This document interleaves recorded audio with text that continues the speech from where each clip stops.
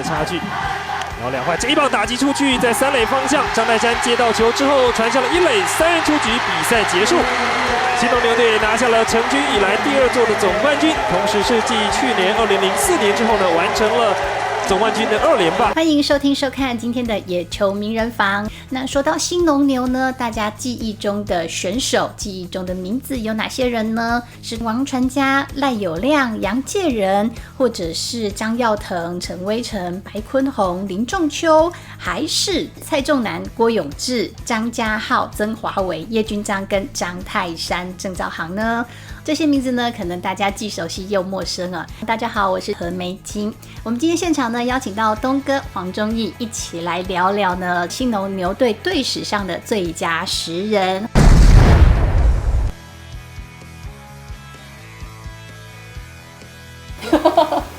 勇壮，勇壮。一垒手是张文忠。二垒手黄忠义，游击手张耀腾，三垒手吴思贤，五手白坤宏，头爪还有一个林朝煌，还有一个林朝煌，最佳10人啊，老师，最佳10人啊，哎呀，挂第一曲都要10个啊，对，勇壮啊，勇壮，勇壮，好，然后。外野手就是左外野陈俊和，对球迷朋友来讲，中外野张天麟，右外野王传家，应该就10人了吧？还有一个 DH 哦，对，立花一家。好，那这个是钟教练的名单啊。好，那当然还是要来问一下东哥，你的新农牛队的最佳10人的名单，可以推荐自己，可以投自己一票。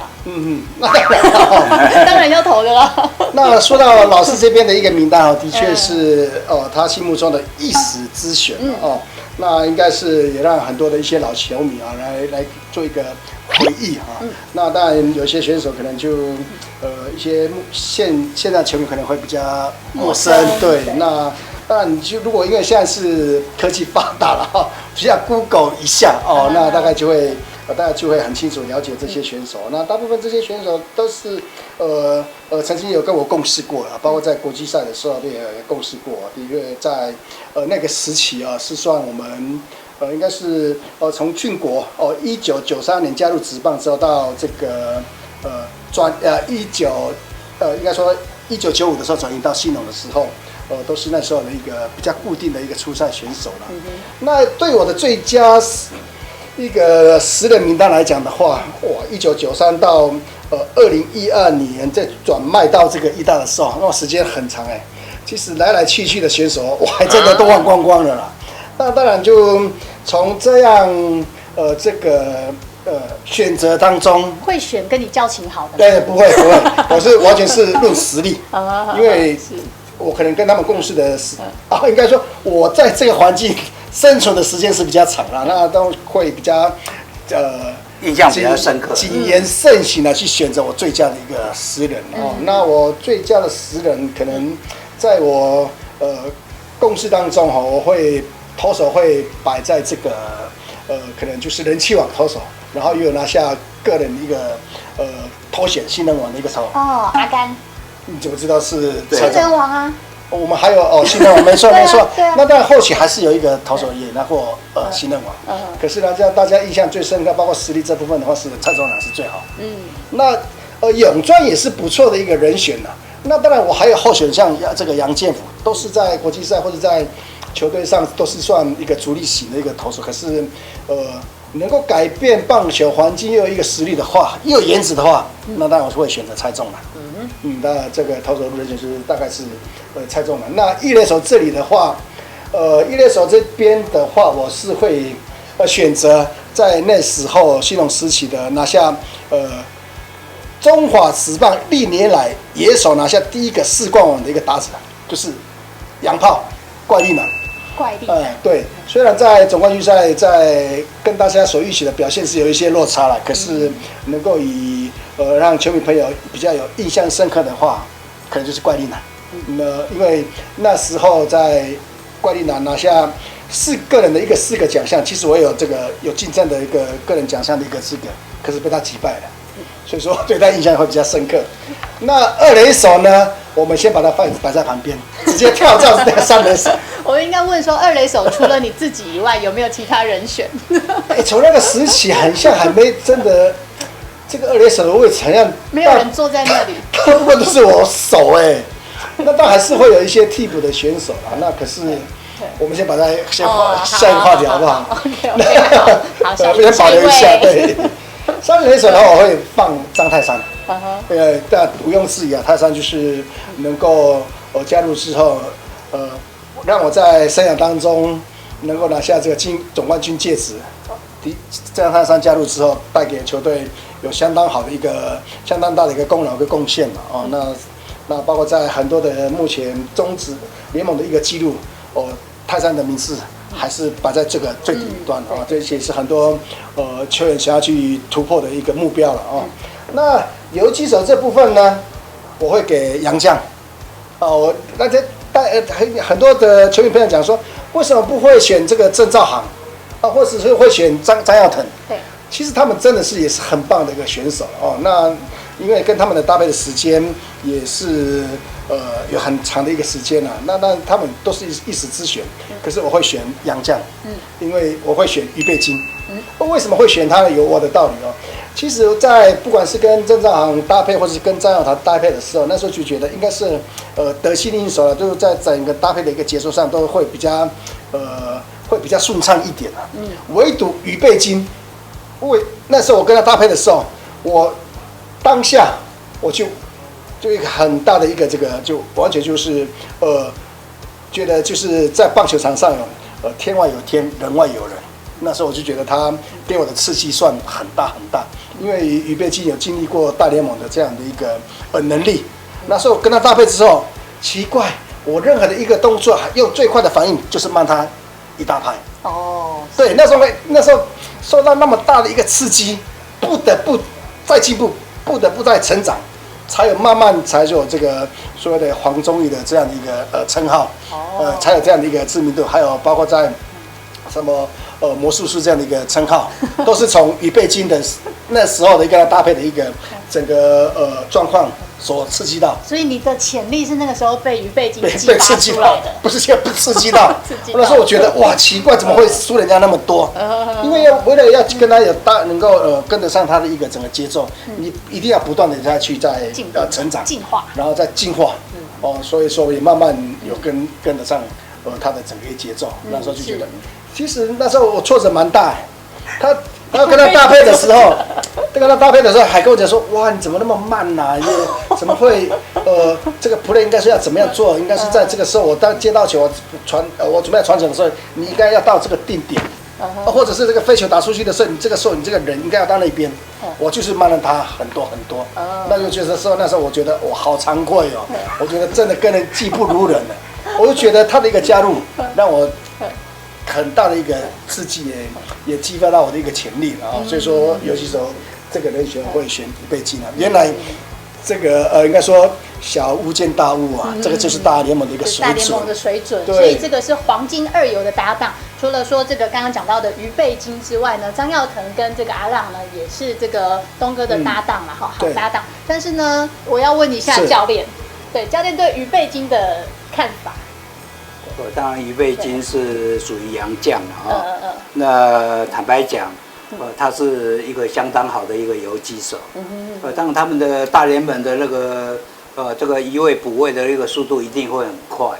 那以台湾的这个内野手要跟他搭配，可能在 tempo 上会稍微慢一点，所以会造成一些不协调。这些快的会逼着慢的要进步，要配合快的。他的实力就会来提升就是提升以后他就会进步，就像东哥讲的一样，别人的好刺激我的不好，然后变成我跟他一样好，这个就是成长。所以在教练团的眼里呢，其实这样子的良性竞争让人非常的放心。那当然，刚刚他谈到于贝君，因为我没有跟他同队过，我不知道他的。没有转播了，因为他是当事人，他会更了解。他会更了解，因为他是那个位置要跟他配合。对，所以他选出来的代表性会比我更好，因为在新农牛跟俊国雄的那个时间，他算最长。我只有5年而已。对，所以我选的都是我在5年的记忆中的人选。没错。所以我跟他的区隔就是我跟不上他的脚步，因为他走过的路，我只有在旁边看而已。没有，你懂不懂？走过跟看过有差别。对。走过的印象特别深刻。但是看过就是一个记忆，可能还好吧。所以我没有把于贝金列入放在这个名单里面。我只有把我认识。对啊，没错，这很好，对不对？我带过的。我觉得这个就是说我有接触过的。对。这个好的我有放进来。是。所以各位朋友，其实名单上面虽然有差异，但是呢，我们可以分成前5年跟后10期。对，他比较完整啊，他是深入其境啊，从选手到总教练。叫恁总的出来拍好让那类啦。对，叫恁总来出来拍。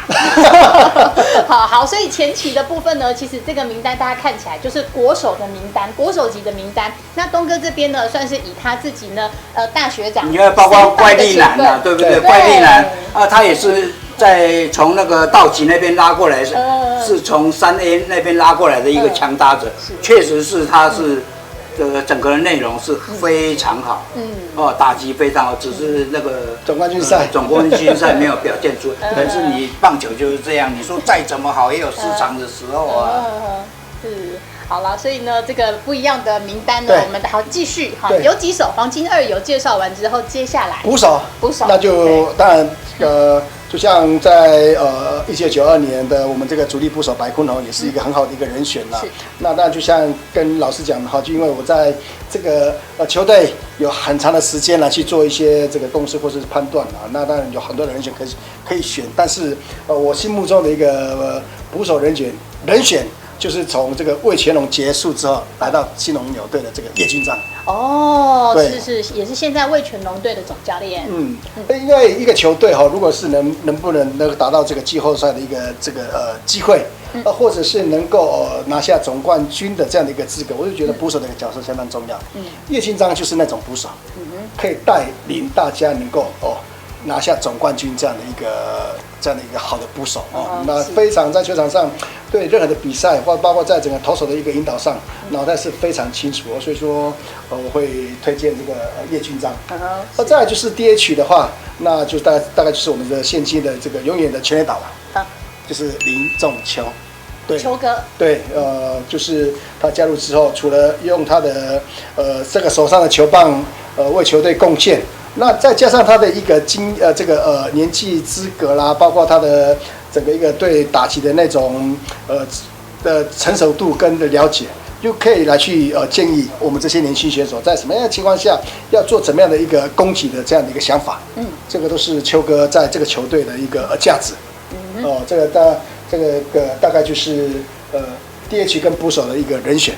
那说到外野手真的很难选呐。那当然就像老师讲的，像什么陈江河啦、张天麟啦、王传佳，其实陈江河是中信兄弟的陈俊了，对不起对，都是河啦，河来河去，大家需要和平啦对，你看看，因为时间过得太久了，都名字都忘记了那这个都是一个很好的人选。那时候我在守2垒的时候，只要打到外野，大概就是连看都不用看，就是出局的这样的一个好的这个选手。可是那我还是会用不同的一个角度来去做我这个外野手的一个人选那在我3个外野手的一个人选，大概可能球迷朋友比较熟悉的，大概就是火哥张建民。对，大概对张建民是球迷朋友都很熟悉了。一打国际赛都是开外挂的那种就是带给球队、带给代表队有很好的这样的一个贡献的一个选手。他打过3次的奥运。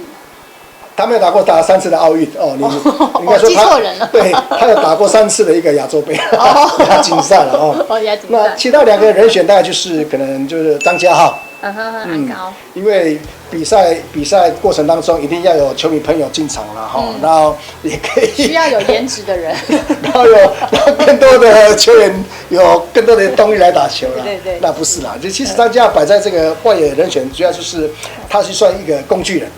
可以让很多让教练、总教练在可内可外，对，从比赛当中来去做运用。那再就是张家浩没有先发出赛的话，可能球迷进场可能会减一半，都会蔡仲南跟张家浩为一个看球的，靠这2个在吸引球迷朋友，所以说一定要把它摆在这个最佳诗人。对。那在这个中外野手大概就是曾华伟，曾华伟大概也是算从练习生开始去慢慢去耕耘，慢慢奋斗之后，也占有这个中外野手的一个机会。他的一个守备的范围，包括在扮演第一棒的角色都相当出色那大概外野手的人选，包括这10个人，新农牛最佳10人名单大概就是这10位了。是好，那这个有机会的话，对，二垒手呢？好，二垒手那不用讲了。没有第2人选了。是啊，就是我们的内野魔术师啊。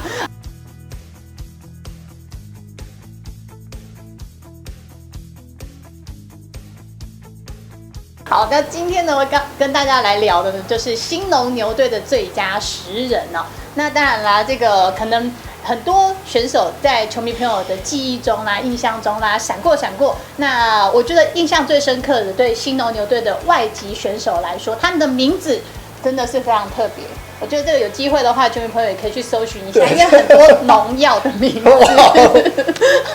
对，还有这个营养，还有补品的名字，对，鱼贝精就是补品，对，那泳壮啦，然后还有什么战玉飞啊，然后还有什么铁砂掌、金砂掌啦，这应该都是农药吧。好，那今天跟大家聊的呢，就是这个兴农牛队的最佳10人。那如果呢，球迷朋友你有这个我们遗忘的这个名单上面，你觉得应该要入选最佳10人的名单的这个名字的话呢，也请你在我们的影片下面来留言。好，那当然也再次感谢我所有的，谢谢，也再次感谢，那也再次感谢2位的分享，谢谢，也让大家回忆到这个兴农牛时期呢，到底有哪些人是在你记忆中的名单了。再次谢谢2位，谢谢，谢谢，是，那我们野球名人房下回再见喽，拜拜。拜拜。